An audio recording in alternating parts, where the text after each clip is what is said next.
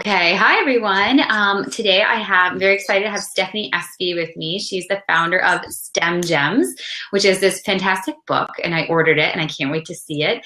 And it's all about encouraging, it's 44 stories, right? 44 women in the STEM field, which is science, technology, what's the E? Engineering. Engineering and medicine. And thank you. And it's all about encouraging young girls and anyone really to encourage women in STEM fields. And I think that's excellent. And so given that you used crowdfunding to raise money to support the printing and creation of your book, I would love to pick your brain as to your strategies and what you considered. There's so many other crowdfunding things out there, and like what was the best.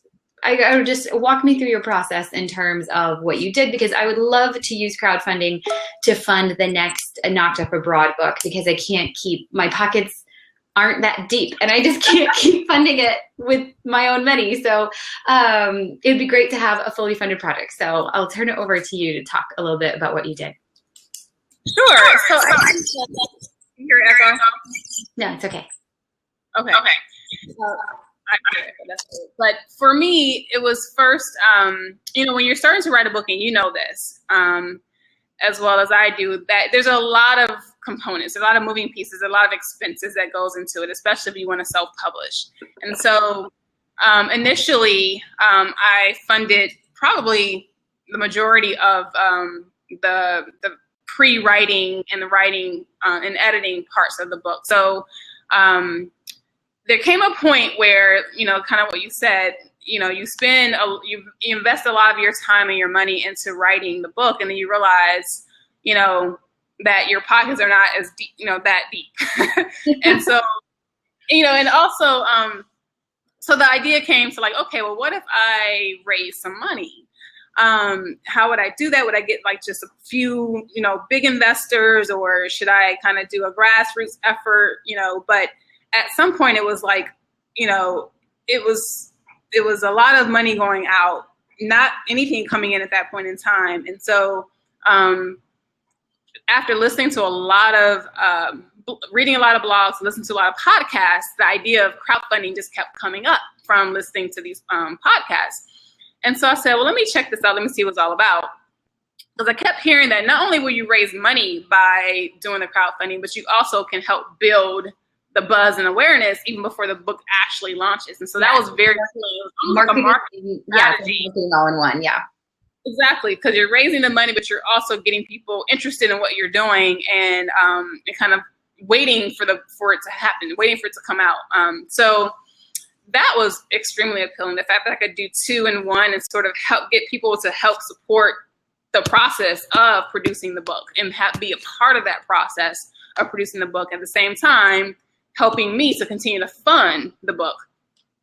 So the next step was, okay, crowdfunding, I know what it is. I know I know it exists, but there's so many different platforms out there. So what is the best platform to use for, my particular book? I think there's probably at least 5 or 6 of the major platforms. And I actually found a really great article that sort of gave the pros and cons for each of those platforms. So when I say that, I mean, like Kickstarter, GoFundMe, IndieGoGo, and some of the other ones as well. So I read an article and kind of learned about, again, what each of them specialize in, because they're all similar, but yet they have, different niches, so to speak. Mm-hmm. So after learning more about the different platforms and kind of what their niches are, I decided, the one that was best for me and what I wanted to do was the IndieGoGo platform. And I chose that one because it they gave you 2 options in terms of how you raise the money. You can decide if you want to have the approach of, you set your goal. If you meet the goal, you keep the money. Mm-hmm. Or if you don't meet the goal, and if you don't meet the goal, you give the money back. That's one option. Kickstarter works, right? I think that's the only way Kickstarter works.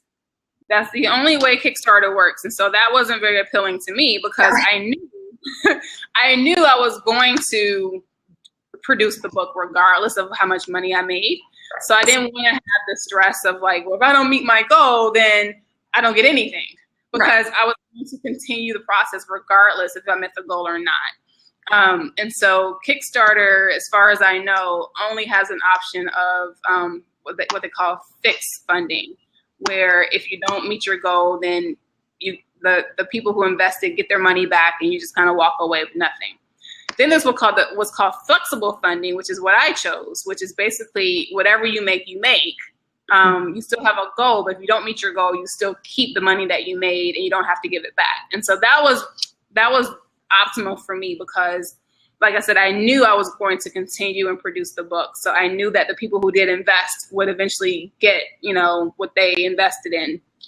And then whatever I didn't make, I would just, if I didn't meet the goal, I would just continue to self-fund it, maybe on a longer time frame or timeline, but I would still continue and finish the product. So I think that some of these platforms that are sort of fixed funding only are only for people who are kind of newly into their idea, who are not sure if they want to continue or not. It's entirely based on, if they raise the funding or not. So if they don't raise the funds, they just kind of scrap the idea and move on. But if they do raise the funds, they will continue. So that's, I think, the audience that's best for the fixed funding is just an audience who are not quite sure if they want to, if they move forward or not. So IndieGoGo was, I think, the best option for me and for this type of book. There were other books that I researched that were successful through the platform, and other similar type of products and topics that I saw that I felt like, okay, this is a good platform to use. And it was very easy to use. It was extremely, a lot of support with IndieGoGo staff. You had questions about how to set it up, etc. So that's in terms of how I chose that particular crowdfunding platform to use. The next step was thinking through, how do I set this page up? How do I set this platform up so that when people actually come and look at it, they want to give, they want to support. So they definitely encourage you to create a video, and so that people come to your page, they can see your product, they can see what they're buying into. And they also encourage that you showcase yourself in the video using the product and showing all the attributes of the product. So my next sort of part of the process was creating a video that I could use to help me raise the money I needed to raise to produce the book. So you could print like a prototype or like an actual, like a proof copy of the book first. Right. So I didn't have the full book produced at that point. I was still in the editing phase. So I didn't have a real copy to show, but I did have a mock copy. So I just printed a sort of the cover of the book. I had the cover completed by that point. So I was able to print essentially just the cover, and all the pages were blank. But just for the purpose of being able to say, here's what it looks like. No one knows. Here it is, but it really was just a mock. Yeah. But I was able to show the interior of the book just with PDFs that I had from my graphic designer. So we just put together some PDFs of the interior and then printed a sample copy to show sort of a physical, what it will look like when it's completed. And create a video. And the video was really important because I think that watching the video is what got a lot of people inspired and behind the project. And, whether you knew me personally or not, I think the video did a good job of helping to understand why the book is so important, and, who it's for and what it looks like, and why you should support the project. So people love videos. People absolutely love videos. They love videos on Facebook. They love videos like everywhere. YouTube. I mean, like, they love watching videos, and it takes like 2 minutes to get the same information. No one's going to scroll all the way down on your website, but they'll listen to you say the same exact thing in a video. I really need to make videos, is what I'm saying. I need to be better about it too. But you can capture your audience in your first, 15, 20 seconds of the video. Because the challenge with a video is like, they'll click, but they may not watch the entire thing. So you want to make sure that the video is, not too long. Yeah. But you also want to make sure that it's interesting enough that people want to watch it, from start to finish. So it took a lot of work actually to put the video together, a lot of shooting, a lot of footage I had to sift through and edit down and, you know, figure out what to put in, what to take out. You know, of course, I had a script that I wrote out beforehand, so I made sure that I hit all the points I wanted to hit and that I said it in the way that I wanted to say it. So it was almost like, you know, creating a movie script, so to speak, is that I had written out everything I wanted to say, then I just kind of said it enough times so I said it the way I wanted to say it. And then after I had all this footage, I went through and picked and choose, you know, what to put in here, what to put there. But it was a lot of pre-planning that went into it such that I knew what was going to be the final outcome from the work I put into it on the front end. Because the actual shooting, you know, it's not easy to reshoot if you don't get what you want. And then you have to reshoot, and that's a lot more time and, you know, work that has to go into it. So I did a lot of upfront work, just planning it out, what I wanted to say, how I wanted to say it, you know, where I wanted to shoot it, location, all of that was really important. I'm going to keep talking, but I need to find an outlet. Oh. I don't crash. That's what I think, like, people get this misconception that, like, oh, like, just make a trailer. Okay, well, do you know how long that's going to take to make an engaging, interesting trailer with music that's, like, not copyrighted? Like, do you understand, like, what's involved? Like, all of it could take, like, a month. Like, it could take a month to make a trailer. And that's all you're working on. And it's, like, a month if you're just focused entirely on that. And it's just like, oh, what do you do all day? It's like, well, busy. I'm so busy. And then at the end, you have like a 2-minute thing or a 1-minute thing. You're like, it took me a month. It's like, yeah, it's crazy. It's much work. For me, because I had other people involved as well. So I gave a section of the book to a group of girls to read because I wanted them in the video talking about the impact they had that, you know, that they got from the book. And so it wasn't just me talking the entire time. It was me, but also these 6 young women who read the book or a section of the book who could speak to, you know, how it inspired them. And so it was a collaboration of, you know, shooting all of the 6 of the girls that took about, you know, 10 hours to shoot all 6 of them. And then I had to shoot my own part that took a couple hours.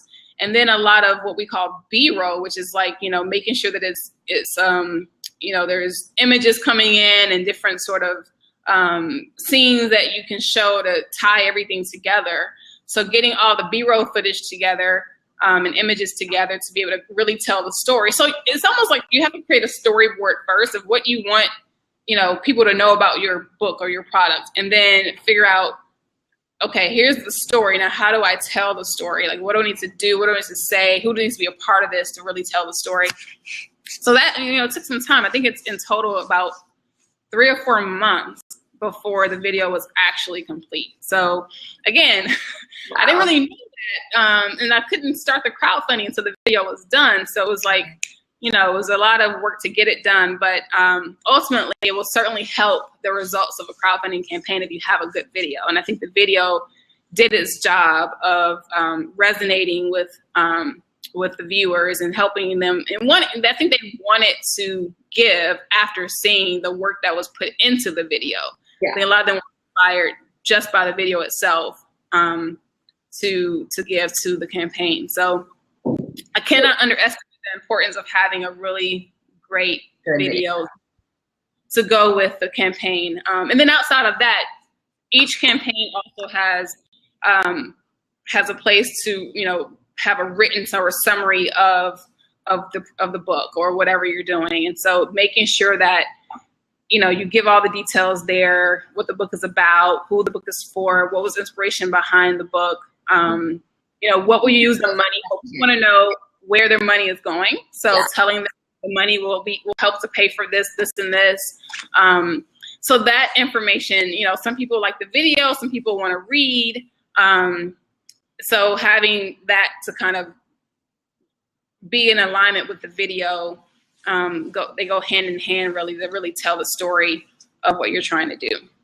Now, I noticed, so your goal, I think, like 30,000, to me, that's like a huge amount to raise. And you raised this like massive amount. And I found on, I forget which site exactly, but on so on backerkit.com, I think they rate, like, they have all the information on, I don't know if you even know this, but on the first day, or whatever day it was, on February 17th, you raised $10,000 in one day.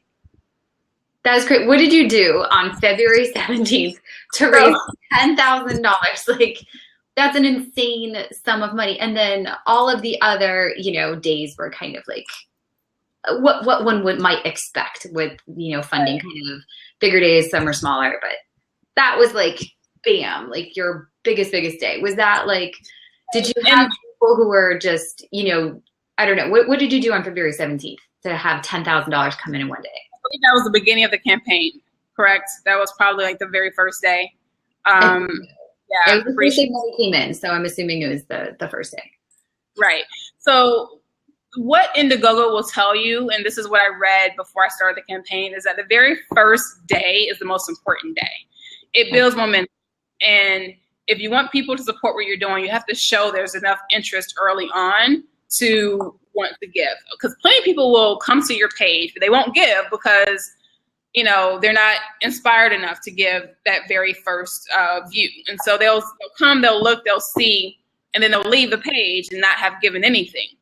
But if they can see there's enough momentum building, then they're sort of more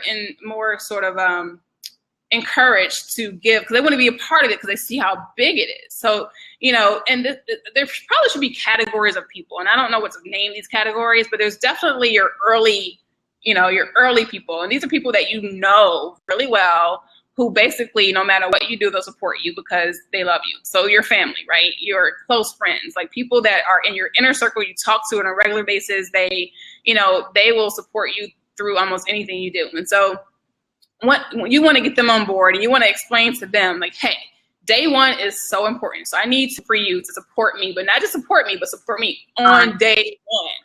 Right. So what I did that very first day, before I started sharing it with a bigger audience, I emailed, called, and texted all of what I consider my sort of inner circle, my closest friends and family members, and I said, who basically knew I was writing this book because it took 2.5 years to do the book. So a lot of people already knew what was happening. So if you had a conversation with me about the book in the past 2 years, or if you were someone that I considered, a close friend or a mentor or what have you, then you were I reached out to you early on to say, I need you to support this and do it today. Because I knew the power of building momentum. So I had an email drafted and I just sent it out. I spent the entire day sending this email out to everyone. But before I sent it out, I already had a list of people I was going to send it to. So again, I wasn't just sitting there thinking, okay, who can I send it to? Who can I send it to? I already had a list of 100 or so people, whatever the number was of people I was going to send it to on day one, as soon as they went live. And in the email it said, I need you to do this right now, this very moment. So I think that's why that first day was so successful, because it was just a rush of people who were just ready to do that. And then once I sort of started sharing it more mainstream through social media, through, colleagues who I wasn't as, close with, or people who didn't know at all what I was doing, and they went to the page, they saw already wow, she's really got something here. Or this is really, wow, I'm impressed already at what she's been able to accomplish. And then the video just added to that. Right. So I think that is the importance of day one. All your other days, there isn't a day that goes above 2,300. So your first day you had 10,000 plus, and all the other days were below 2,300, which again, $2,300 is still an amazing amount to raise in one day. That's incredible. But yeah, that first day you knocked it out of the park, and then that got you a third of the way to your goal. And then from there you had, how long did you ran the IndieGo for 60 days? Is that right? For 30 days, for 40 days, actually. 40. You had 40 days to raise the rest of the 2/3. And of course you exceeded your goal. What happened, I'll share this too. A lot of people early on was oh, I want to support, but they waited to the last minute to support. And so I think what is human sort of, you can expect that most people are going to give the last minute, right? So I think in the very beginning, the very end of the campaign is when I raised the most, and sort of in the middle of it, people forgot about it, or they were just like, oh, there's time. Oh, I don't have to do it right now. So that's why in the middle, you'll see that flat line. I was one of those people. Sorry about that. It was at the last minute, like, get in. It's how humans work. I mean, I'm the same way with certain things. Like if I know I have time to do something, I don't always do it right away because I don't really understand necessarily why I have to do it right away. I'm like, oh, I have time. It's 20 days left. I can do it, next week versus like doing it right then. So that's why it was important for me to get the early people on board right away. And then, of course I had people who were like, I'm going to give, but it just took, just had to keep reminding, or sort of, they just didn't necessarily do it until the very end of the campaign. Right. Now, one of my biggest fears is that I will either choose rewards or like options that cost me more money than I can possibly raise. So like when you're doing a book, obviously the money is going towards like the printing and the creation and the shipping and all that stuff. But then because of where my printer is, for me to get books to sign, like if one of the rewards was a signed copy of the book, I have to pay for the book to be created and shipped to me, and then I have to pay for packaging and shipping back to that person. So that entire bit costs money, and then the amount left over is like such that the margin is not quite large enough to actually put money towards the actual fund that all the funds I'm trying to raise. So how did you choose things that you knew you kind of had control over the pricing? Like what were you thinking about that? And then also like fulfillment. You haven't started fulfilling all these orders yet, but I'm sure you're going to get to that point. But like, what was your thought process when pricing out how much you should set each item to? Because you want to make it reasonable so that people will pay for it, but then also it has to be more than what it's going to cost you, because that's how you raise money. And so if someone willing to spend $25 for a book that's going to retail at $14, like what, like they're willing to spend a little bit more money, but what's the give and take here? Where's the middle ground? So you're right. So you have to think about, okay, what is the book going to cost me to print, to produce, right? So it's going to cost me X number of dollars. And then I didn't have to worry so much about the shipping to me than shipping out, because I had a company that does all the shipping for me. So essentially, if the books are printed, they go to this company, and the company does all the shipping. So I don't fulfill the orders myself. That's a lot, that's a lot of work, and I didn't want to have to do with fulfilling orders. So that kind of explains that part of it. But you'll notice that I had different tiers, and only the higher tiers said a signed copy. So the lower tiers, I wasn't signing them. And that was by design, because I knew that if I had to sign before shipping, that would have been an extra thing to do, an extra step.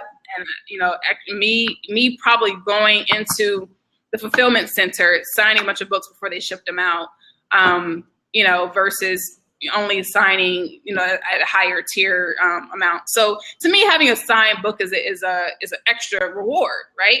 So you can get the book or you can get a signed book, and the signed book is more valuable than an unsigned book. So I made sure that it was separated out as such. And the basic buy-in to get a book was not the signed copy.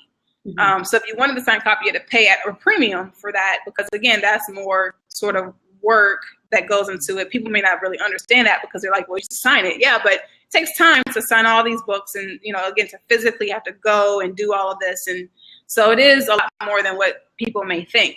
But I think on the baseline, what I did was thought through all my expenses. So I knew I knew the cost of the book based on the number that I was planning on ordering.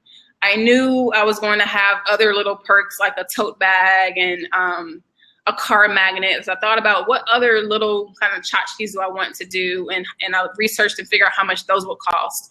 So I knew the tote bag was going to cost me X dollars, the magnet X dollars. I decided not to do I thought about t-shirts, but I was like, no, because you have to get into what size people want. That's just too much to try to sort through. So I scrapped the t-shirt idea. and just went with the tote bag instead, because that's so kind of one size fits all. It doesn't matter. Tote bag, same tote bag. Exactly. And so I just kind of capped it at those two things. So everyone gets the tote bag, everyone gets the magnet. And I also thought about, I want everyone to have that, because that is marketing, right? So it wasn't like, oh, if you pay this extra amount, you get a tote bag. No, like, I want you to have a tote bag. I want you to have a magnet at the lowest amount, because those are, that's marketing for me.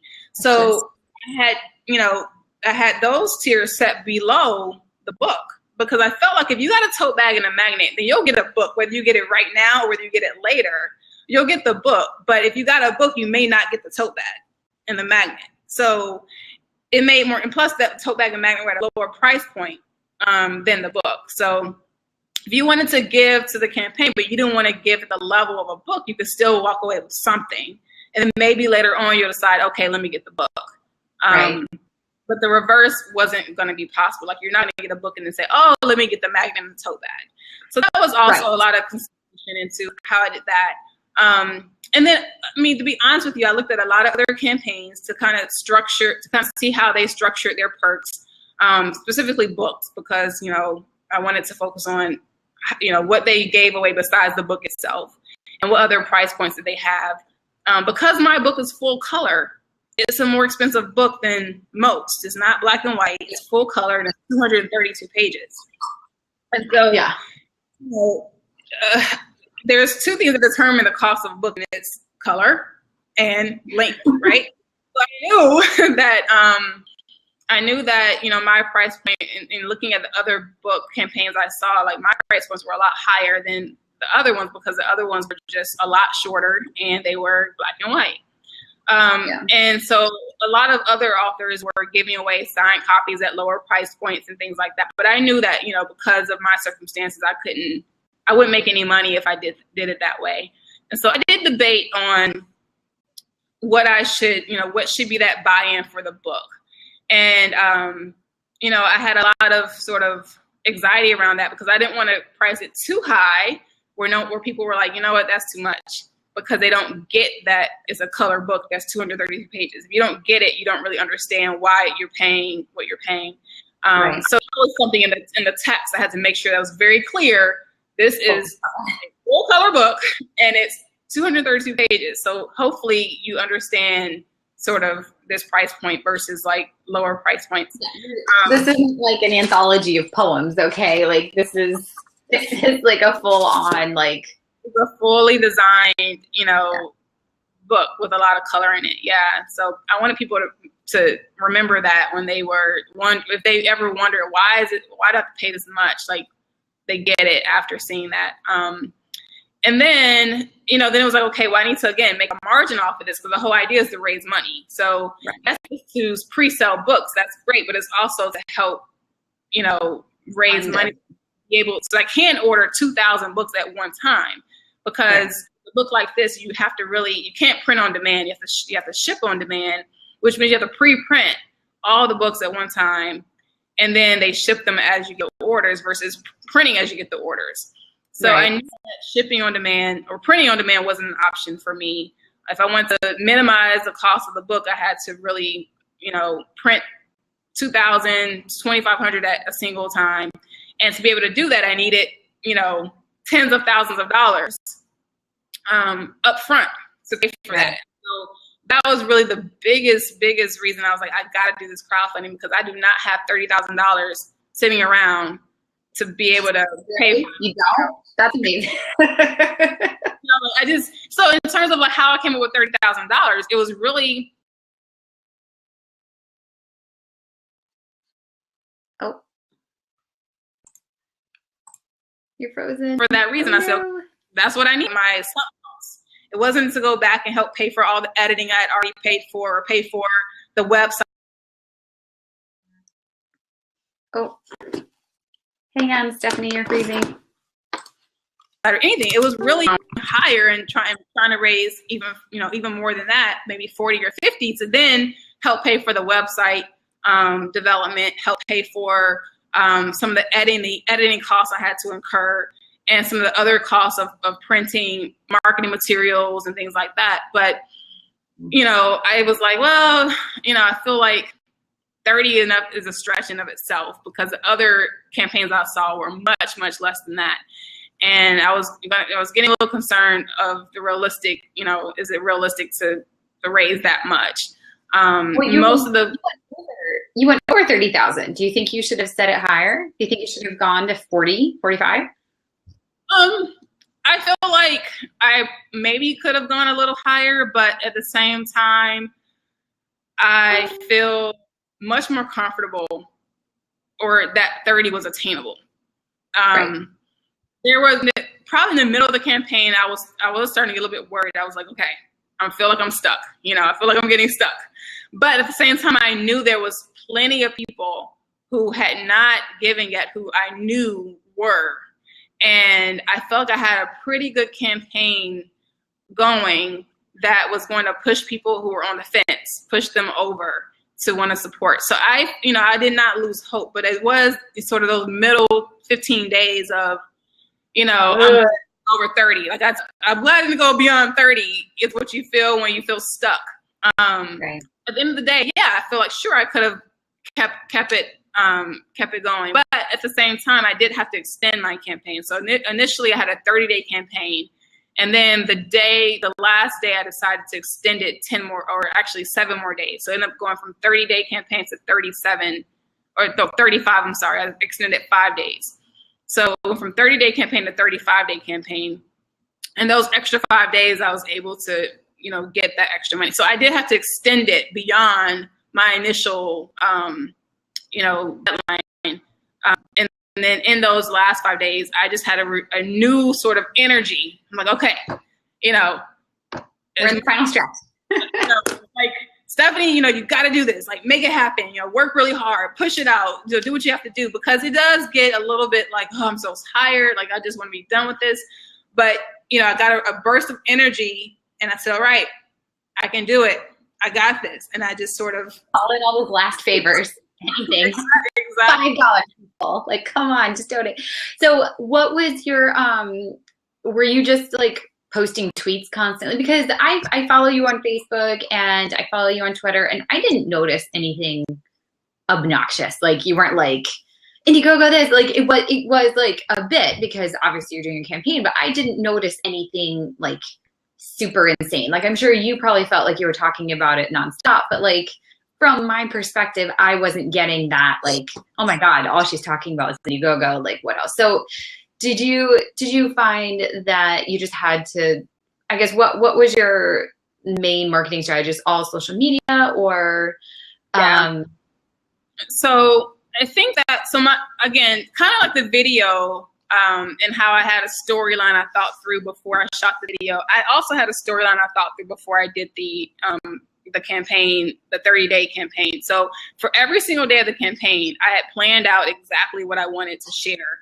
Oh my God, you're amazing. You are like my spirit animal. You're like, I am so organized and kind of have to, because it is, and this is like part of, when I listen to all the podcasts and things, this is what they tell you. Like, you have to have planned through how the campaign is going to run and what you're going to say and when you're going to say it. So I did sit down with the help of a social media guru to plan out the 30 days. And so we had a calendar, and we thought through each of the 30 days and what we wanted to share. So I did one post a day.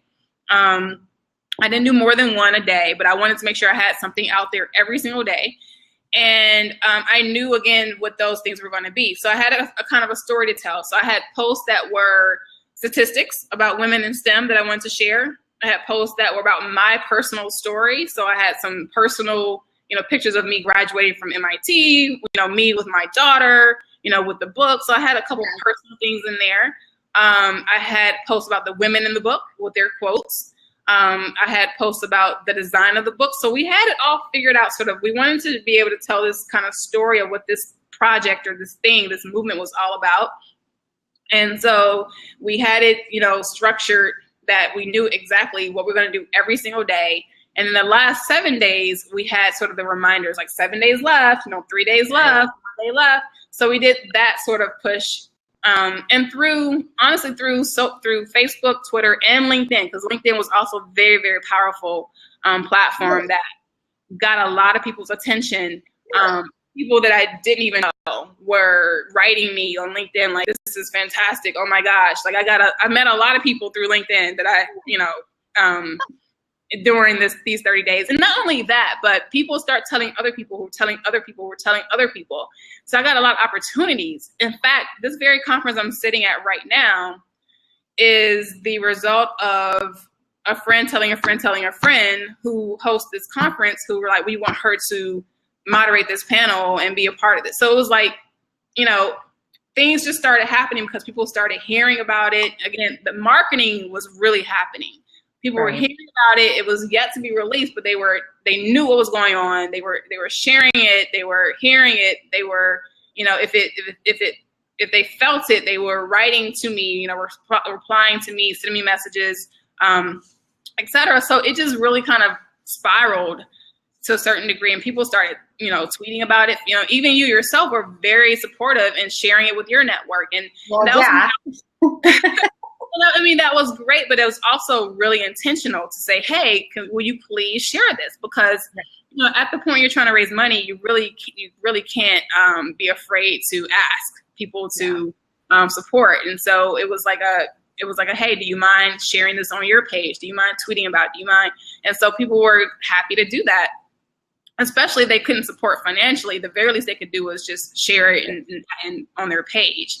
So I think you see so many people sharing it, and it's showing up in your news feed, it's showing up like all these different people that you respect or that kind of supporting it. Then again, it just makes you want to also be a part of it. It's like, you know what? I'm on the fence, like, it sounds cool, but I don't really have a daughter, so I don't really care that much. But but I keep hearing about it, and all these people keep sharing about it. So let me go take another look at it, and then by the 30 days, you've won them over. You won over the people who were like not really into it, but they just couldn't help it at some point because of all the momentum that they saw behind it. And eventually, it was like, you know what? Let me also contribute as well, because they just, at some point they got that inspiration to do so. Well, and that's what there is.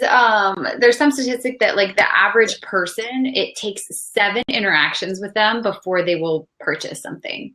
So 7 back and forth. 7, I saw you reading your book with your daughter. Another one, like, oh, I saw a statistic, or oh, I saw my friend like this, or oh, I saw someone contributed. Like, so it takes like 7 things like that before someone will be like, oh, okay, like, I'll give her $10.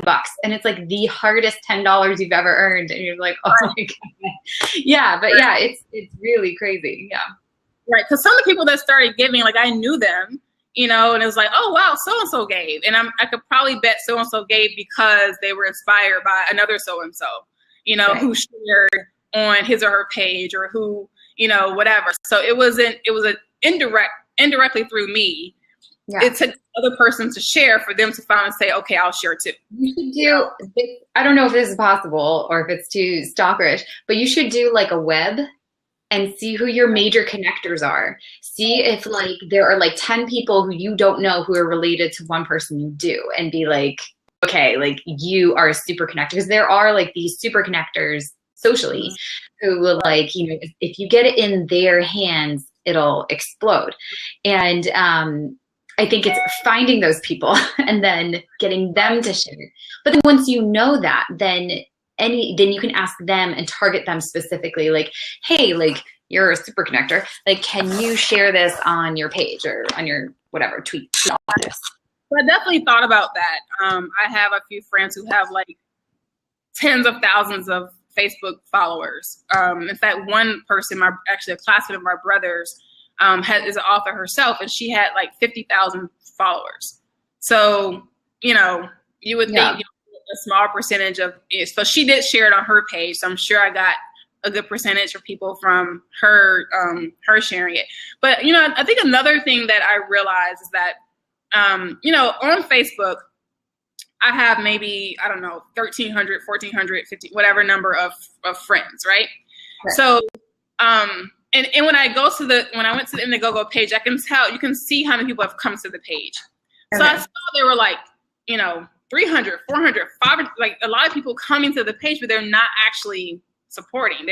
They're coming, they're looking, and then they're exiting. So I'm like, okay, if I could just work on my own Facebook friends, like these are people that I know some kind of way, like maybe I haven't seen them in 10, 15, 20 years, but for some reason we are connected and we have encountered each other at some point in our life. If I can just get those people, because they know me, they just, I'm just not in direct contact with a lot of them. So my main thing was reaching those people that are coming to the page.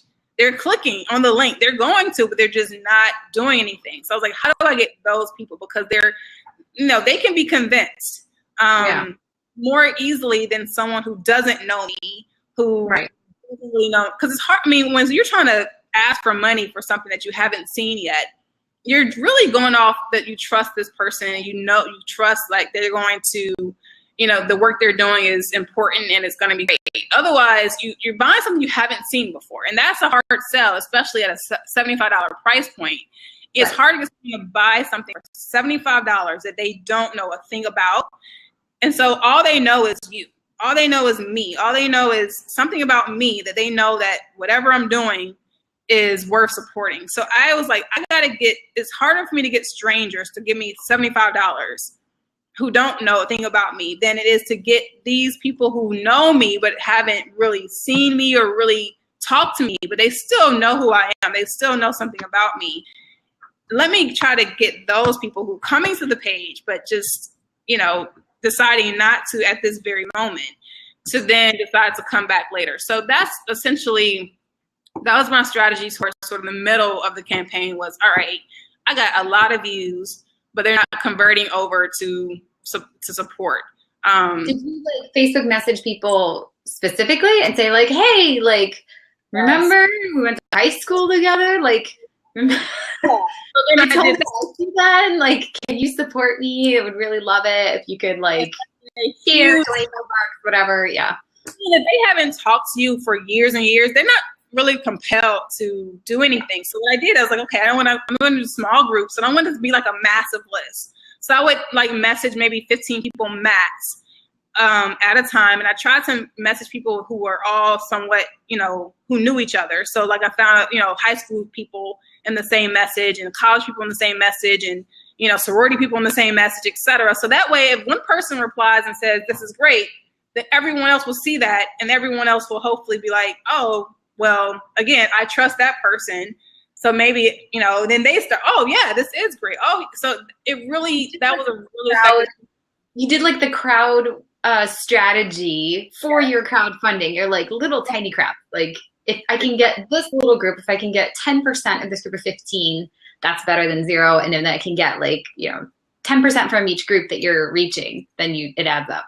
And then once they started seeing the messages, the replies to that short list of 15, once so-and-so was like, yeah, this is great, you have my support, and the next person, yeah, my support too, then they felt almost entitled, almost compelled, like, well, I got to do it too because everyone else is doing it, so now I have to. So it was that sort of, you've gotten those kind of emails before where someone asked you for something, you didn't reply, but then you got a second email, a third email, and then you saw a few other people doing it, so you're like, you know what, let me just do it, let me just reply. So it was one of those like, yeah, okay, fine, and so it works. It definitely works. I mean, I've been kind of suckered into doing things that I initially had no plans of supporting, but after businesses do it all the time, like LuLaRoe leggings or whatever, like the whole LuLaRoe like thing, anything sold on Facebook is that like group mentality, that like herd mentality of like, okay, there's only like 3 days left, like you need to do it now, and like we're all doing it, so you need to do it. It's super cool. So no, it works. I mean, this is like good sales strategy. And it's just, I think, you have this experience as you have your MBA background and you've been exposed to all this. And my public health background is not serving me well in the business world right now. And so I'm like learning all these things and having to discover all of this sales stuff that you've had formal education in. And so, but yeah, it's all this stuff. I'll get as salesy as possible. It was less of learning all of this in business school than, again, podcasts were helpful. No, my MBA, not helpful. Podcasts, super helpful. terms of like, in terms of writing a book, MBA didn't help with that. In terms of like even the crowdfunding, I mean, I didn't take a class on crowdfunding, but what I did do was listen to a lot of podcasts, and through the IndieGoGo page, they had like a PDF of like common practices, right? So I read through that as well to kind of get a sense of, you know, what I am about to get myself into. So they had a lot of recommendations and do's and don'ts and remember this and remember that. So, you know, through the company, the crowdfunding, you know, company, as well as just listening out and reading, is real. And then just from what I know about social networks, right, and how things work. I mean, that's just, you know, that may be a result of an MBA or whatnot, but just networking, how it works, deciding how to group people together to get their buy-in, deciding who I wanted to reach out to, because I knew if I reached out to them, then maybe they would, you know, share it with these other people who are, I feel like, are on the fence. So, I mean, it was a lot of strategy. And I say the strategy did come from an MBA education, probably a lot of strategy involved, but the tangible things were, you know, were foreign to me. And I just had to research and read and figure out how this, because I supported crowdfunding campaigns before, particularly GoFundMe accounts asking for help with like, you know, raising money for something personal, but I never supported a product. The GoFundMes are more for like, you know, like healthcare bills or there's some tragic event. And so it's a donation. It's just a donation. You're not getting a product back or a service back. Exactly. So this was the first time I ever donated. I had never really donated to a product before. It was mostly a, you know, a heart matter that touched my heart, you know, to give to, but it wasn't anything that I was getting back except for, you know, my own gratification that I gave, that helped out. So, So, can I ask how many books you've sold? Yeah, and if I remember correctly, which I don't really know, I really don't know. What I do know is that I had about three. I should know this. I do have a list, but I haven't looked at it. But I have about 330 backers, which are people who, you know, supported in the campaign, but not all of them bought books, right? So some of them opted in at the lower level, so they just supported without a book, but then others of them bought more than one book. So if that's to kind of average it out, I would say 300 would be a good number, a good average of people who, how many books I actually have sold. That's totally the point, because even if someone buys 4 books, they're going to give 3 of them away. So that's 4 people you have reading your book. Exactly. And so you can count them, you know, those are 4 people, like you have 4 readers. And that's why I do the same, because I know I see some people buying multiple books and I'm like, they're going to give those away or give them as gifts. And so therefore they're spreading the story. It's not like they're all sitting in someone's basement. So I say like I have 300 readers or however many like people with books in their hands. Because that's right. And I think another thing is, the nice thing about the crowdfunding is that I'm able to purchase 2,000 books. So that allowed me, you know, 300 are gone, but the balance of that are books that I raise money for, essentially, because I'm able to purchase that many books, but only 300 are accounted for. So now with the balance, that profit, that is profit when I do sell them. Now I just have to sell them, right? But assuming I sell them, that's all profit. I don't have to worry about the cost of the book anymore. And then also I can take a good number of those books and help them with marketing. So I already have a list of thought leaders and people I want to just send a copy to, because I think if they saw the book, they would, you know, be able to share it and help me get more sales. So, you know, another copy of the book I'll ship out at no expense to different thought leaders. And then, you know, but the balance of the books, like I said, are already paid for, and that's just revenue at that point after I actually make the sale. So that's the beauty. Is like I got 2,000 books. Really, I have 1,500 books after I sell the 300, give the 300 away, plus another 200 I'll use as comp books. That's 1,500 books that when I do sell them, that is money I get to keep and hopefully, make some of the money back that I've spent out of my pocket. I'm convinced the first book you'll never make.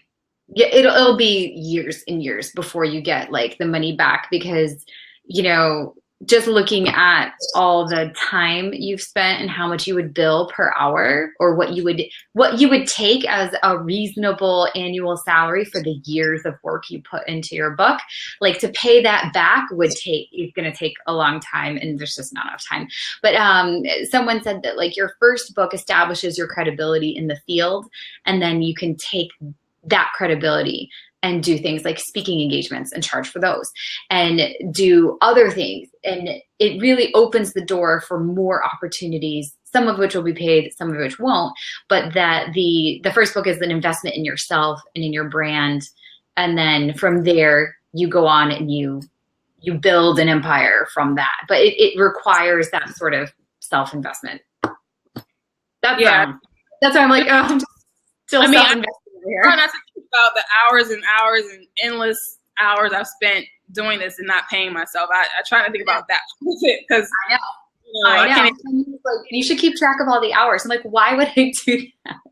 No, drive you insane. Because you're up all night long. Weekends. Constantly thinking about it. It's weekends. It's holidays. It's time. I neglected my children for the book. And my book's about kids, and I neglected my kids for the book. Yeah. No, it's totally, you did the same. Like, I'm sure your daughter, like, you're like, just watch a movie. I'm busy. Right. Exactly. But for me, I've been thinking a lot about sort of what's next. How do I, like you said, make money? Now that I've spent all this money, how do I make money? And I know it takes other products and, building the brand to do that. So I'm actually thinking about other things besides books as well. Maybe board games, card games, other products I could, use to help build out the STEM Gym brand. So, that's definitely in my head. And app development. Say again? You could do app development. Development? Yeah. I mean, developing an app is definitely on my list. Whatever it is, it has to fit into the STEM Gym brand, right? So I'm thinking, okay, there's STEM Gyms, and then there could be different products underneath that umbrella with the same kind of purpose to give girls role models and to help them see themselves in STEM, etc. So I'm like, okay, what else can I do to support that mission, support this idea of giving girls role models in STEM? And so whatever other products I come out with, are going to be in alignment. So they kind of are companions. So if you get the book, you'll also want to get the this or the that. So it may not be a series of books. It may be a series of products, and the book is just the first of those products. So I have to think more about that aspect of it. But yeah, it's just, I mean, this is a lot of time, it's a lot of work, and there's endless creativity, and there's so many ideas in your head, and sometimes they don't get on paper before they float away. You're like, that was a good idea. Yeah, right. But I mean, I think you featured the Goldilocks founder, and I think it would the problem. I'm sure you experience this too. The problem with an anthology or collection of a collaboration with a lot of people is that it requires continued cooperation from a lot of people, and these people are very busy and they don't have time, and some things that you may have in mind require more free time and effort from these very busy people. But just an idea, just throwing it out there, because why not? Because like this is a wish list. But it would be so cool to go like behind the scenes with the Goldilocks founder and like have her show you, like take into the factory where they're making the toys or whatever. Like that would be the coolest. And that would be a cool thing to be like, here's the behind the scenes thing of like 5 of our contributors. Absolutely. And where like they take you through their workplace, and it's just like a small number of people, but it might be possible. And then that would be a cool like thing for girls to experience and like see it firsthand, and another like multimedia experience. And I thought about that because I had a conversation recently with the Girl Scouts, and they would want me to come and sort of do a sort of a workshop around STEM Gems. And so, and brainstorming ideas with them, I mean, the same thing you just mentioned came up with, like, it would be so cool to have some of these women on video, doing a, interview video or kind of behind the scenes video where I sit down and talk with them and they share different things and they show me different things. And so that is definitely on my to-do list. And like you said, just a small subset. So not every woman, but like you said, maybe, 5 or 6 or number. Something. Yeah. Just like to show these are real people and kind of them in the workplace, them doing what they do, and then just them with their own, voice as well.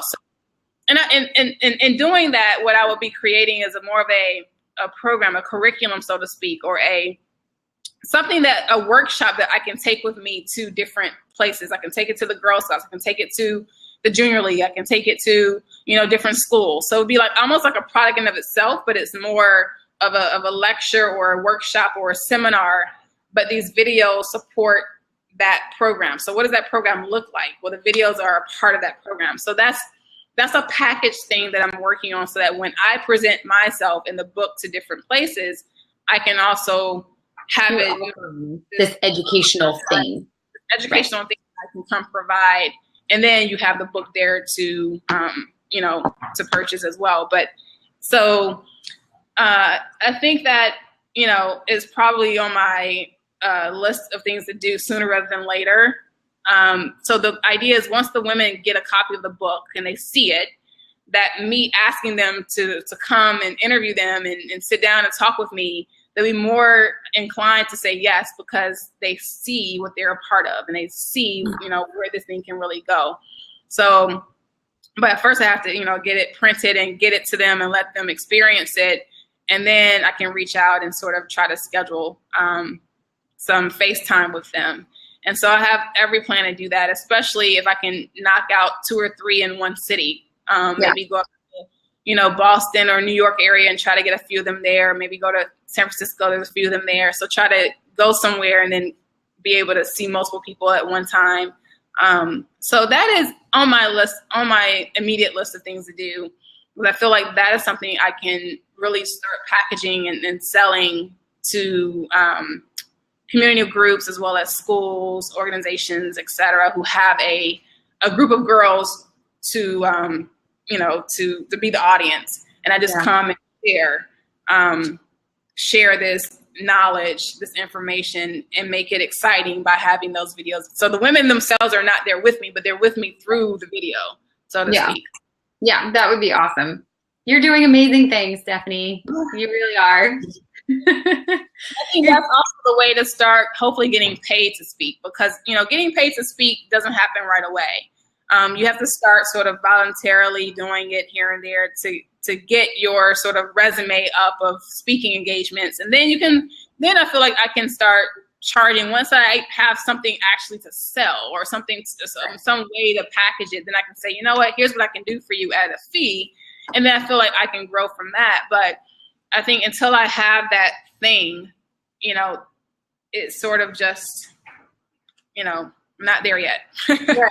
No, you have to have it. These things take time, and it takes time. It just takes time. No one is an overnight success. Really, this doesn't really happen. It's years in the making, but you're on your way. And I think your strategy and your plans are so well planned out, and you do a lot of research, and it shows in the end product. And I think that's evident in what you're doing. I think it's great. Well, thank you so much. I'm going to let you go. This has been so informative, and you're amazing for sharing all your insights and your tips and tricks. And I feel confident now that I can go forward. Oh, hi. Yeah. I feel confident now that I can go forward and do this. So thank you very much. Welcome. Thanks for having me. We'll talk soon. Thanks.